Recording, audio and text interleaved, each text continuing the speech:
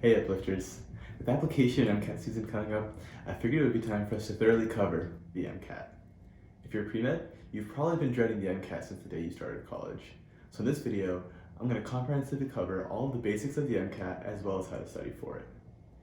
By the end of this, I hope you're going to feel way more prepared to take on what will probably be the hardest exam in the next 4 years.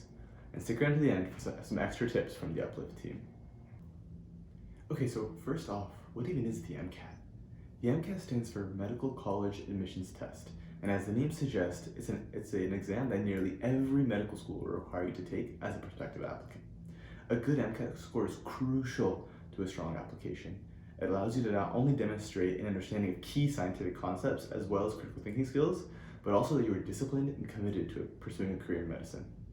So what is on the MCAT and what is the format of the MCAT? Well, the MCAT is broken down into 4 sections, all multiple choice questions.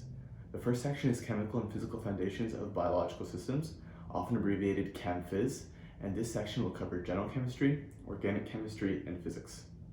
Next, we have biological and biochemical foundations of living systems, often abbreviated biochem, and this section covers both biology and biochemistry.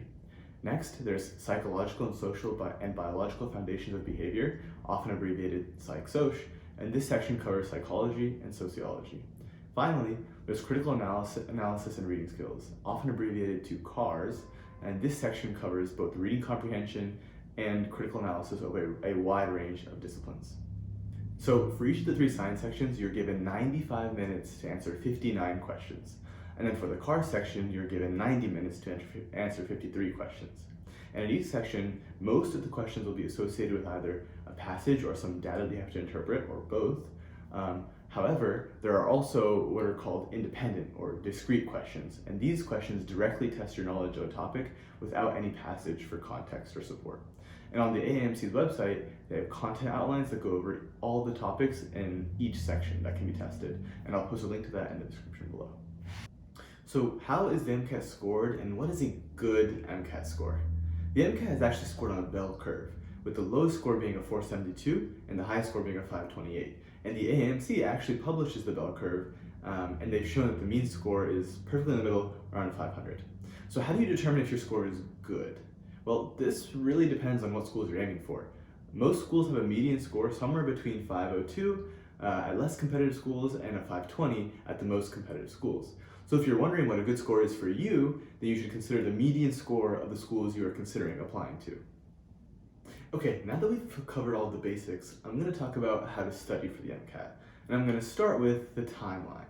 So the timeline for your studying really depends on whether you're taking the exam during the school semester or whether you're doing it during the summer or outside of school in some way. So generally the recommended timelines are either 3 months with no school, and with this 3-month time frame, you'll be spending large portions of pretty much each day studying. You're going to almost be studying full time. On the other hand, if you're doing it 6 months during school or during some type of work or internship or whatever, you're going to be mixing in studying for the MCAT with your other schoolwork or whatever work you're doing. But to be totally clear, these are just common timelines, and you should assess for yourself what is best for you given your own availability and your own studying habits. Because the test is so large and complex, we recommend creating a study schedule and really sticking to it. The AAMC actually has a guide for creating your own study schedule, and I'll make sure to link it below. When making a study plan, you should plan out your studying of each of the 4 MCAT sections, as well as planning out when you're going to be taking full-length practice tests. So the first half to 2/3 of your studying should really focus on reviewing the content and mastering the content, with a little practice mixed in. And in the last portion of your studying, specifically in the month coming up to the exam, you should really focus on taking practice tests. Practice tests are vital in familiarizing yourself with the exam, identifying any weaknesses, and building the stamina to take the 7-hour MCAT. Next, let's talk about resources. There are a lot of resources available for studying for the MCAT, and while I can't cover all of them, I'm going to cover them generally and give some recommendations. But you can refer to our guide for a more in-depth run-through of each of these resources. So the first thing is content review books. These are absolutely necessary. These books cover most of the content you may need to know for the MCAT, covering both high yield and low yield topics. They're typically sold as sets, covering all of the subjects. They're incredibly helpful for reviewing and learning the material before you take the test. and the most commonly used companies are Kaplan or Princeton Review. Either will get you a great score. Next is the AAMC's own MCAT prep bundle. This is also necessary. This includes 4 practice tests, a section bank, and question packs for each of the sections. I cannot understate how important this resource is. It's the only place that you can get genuine questions from the MCAT that are most reflective of what you're going to see on test day. It is a bit on the pricey side, so if you're looking for a cheaper option, I would at least try to get access to the 4 full-length practice tests. Next, I'm going to cover third-party question banks and third-party practice tests. So a lot of you might be thinking, Fawaz, you just said that the bundle is the only place I can get access to practice questions. But what about all the third-party questions, like Next Step, like Kaplan, like things like that?